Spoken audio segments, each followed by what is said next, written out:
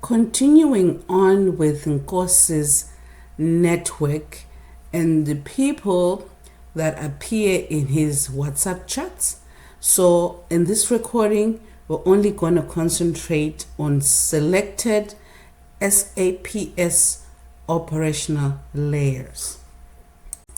And then we have Brigadier Ramangwa and Colonel Bayata.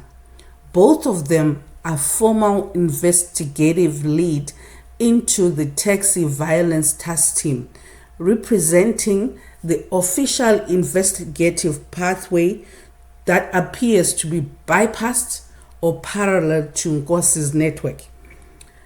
It also reinforces the existence of structured investigative processes, highlighting the contrast between formal policing structures and informal influence corridors. So, in the chats and what came out of the Nkosi's testimony, these two were bypassed by Sgt Nkosi because, well, I don't know why. He was just bypassing them. He was not directly going to them for questions and his inquiries. He was just bypassing them. And then we have General Khan, a senior SAPS figure representing high-level oversight. His inclusion indicates proximity of the network to command-level awareness and structures. This name is problematic, both in the ad hoc. I don't know you know what? I'm just going to leave it here. Then we have Warrant Officer Zungu, Sergeant Moraka, and Sergeant Pella, all three of them. They are a critical information node who acts on information despite not being the designated investigator. They represent execution outside formal assignment structures, making them a key operational conduit. They also appear in informal spaces like in the Mutsumi environment, illustrating the blurring of the operational and social environments. According to what came out in the Nkosi's testimony, Warrant Officer Zungu was actually at the crime scene the day that Aman Swat was unalived. He was actually there manipulating or tampering with the crime scene because he was not the official investigator. He actually was told to leave whatever he was doing in Pretoria and rush to the crime scene. He is the one who was telling Nkosi that Mabusela, Denny Mabusela, or this guy here, has been arrested, and he's the one telling the network, feeding information into the network, this Warrant Officer Zungu. So he might be coming to the commission. I'll leave it there. Then we have Witness A and Witness B. The reason they appear in Nkosi's charts is because Nkosi actually went to visit their homes. I think one even as far as Limpopo. I think one of them is from Limpopo. And he went there, took pictures, and sent them to General Shibiri.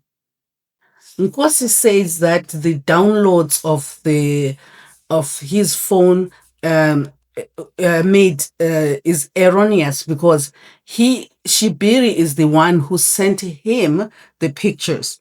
But what we have on record is Nkosi actually going to these two investigators' homes, taking pictures and sending them into the network. You see why these two people are now in witness protection. This is how dangerous Nkosi's errands are. According to Advocate Maema, the enterprise is whatever structure the evidence shows. One person an associated group, or a formal hierarchy, so long as the poker elements or predicate acts are proved. It means that Nkosi, Sgt Nkosi, Fannie Nkosi, acting alone can equal to an enterprise. Even if Nkosi was just sending messages, if those messages form part of a repeated unlawful conduct, he is part of an enterprise all by himself. The enterprise is not what they call themselves, it is what their actions consistently reveal. OMG, guys. OMG. Oh, God. Let me focus. Let me focus. Now we transition up higher in the SAPS hierarchy. We have General Shibiri. He appears within the same informal message relay circle as Nkosi and General Sibia.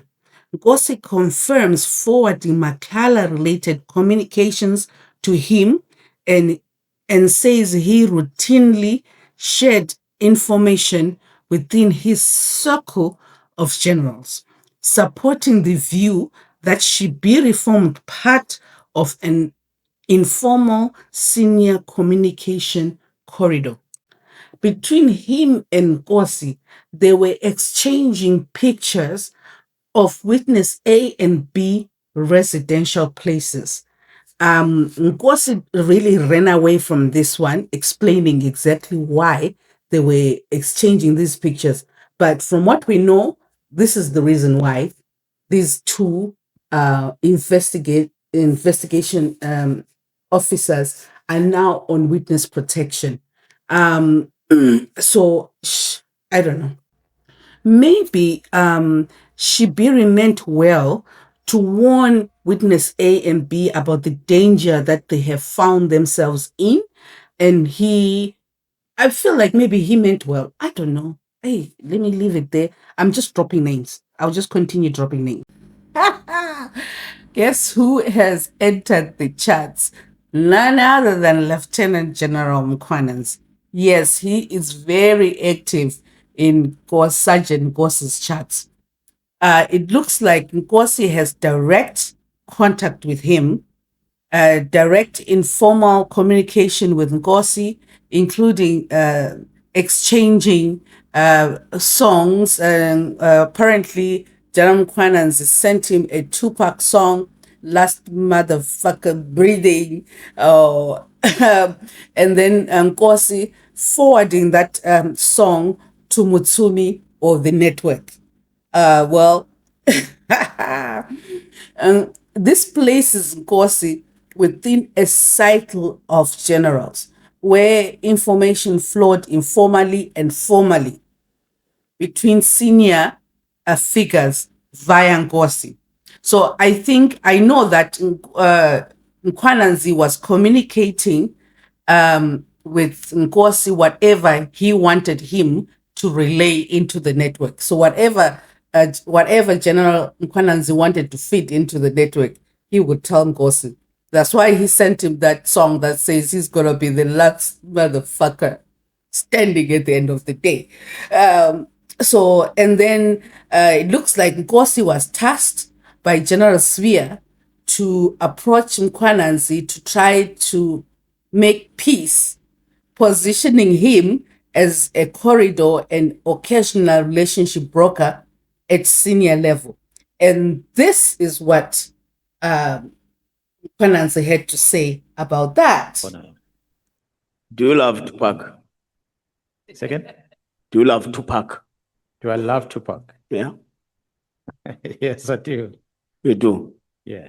Why did you send General Spear a song that says we'll kill them at night whilst they are sleeping?